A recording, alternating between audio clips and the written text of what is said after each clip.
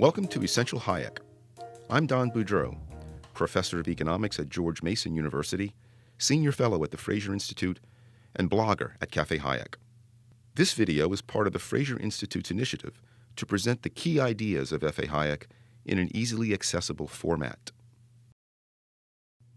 In this video, we provide an overview of Hayek's life, his accomplishments, and the events that influenced his thinking.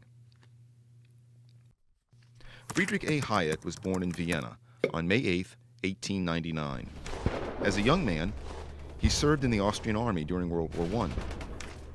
Hayek soon found himself assigned to the Italian front, where his experience in combat had a profound and decisive influence on his life. Following the war, Hayek returned to Vienna and completed doctoral degrees in both law and political science. Working as a young economist in Austria in the late 1920s, Hayek was taken under the wing of noted economist Ludwig von Mises and began his work researching business cycles. Business cycles, or what were then called trade cycles, are known today as booms and recessions. In 1931, Hayek moved to England and joined the faculty of the London School of Economics, where his research into booms and recessions led to his growing fame, especially against the backdrop of the Great Depression of the 1930s.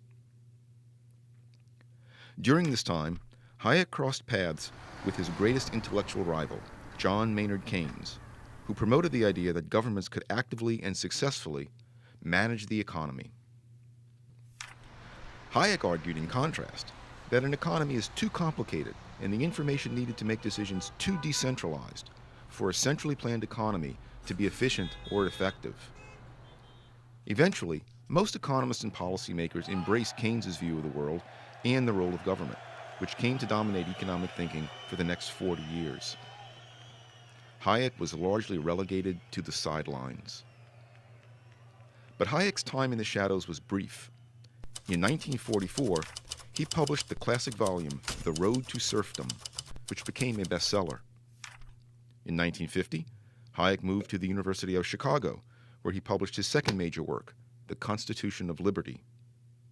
Subsequent years would see the publication of two more big think books, the 3-volume Law, Legislation, and Liberty, and, in 1988, The Fatal Conceit. In 1974, Hayek was awarded the Nobel Prize in Economics, finally earning the professional acclaim that he had lost with his refusal to jump onto the Keynesian bandwagon. In 1991, the collapse of the Soviet Union provided further vindication for Hayek's notion that central planning by government simply does not, indeed cannot, work. Readers interested in exploring Hayek's theories in greater depth are encouraged to read his works directly. I recommend starting with The Road to Serfdom, and economics students might wish to start with Hayek's influential 1945 essay, The Use of Knowledge in Society. To learn more and to download Essential Hayek for free, visit www.essentialhayek.org.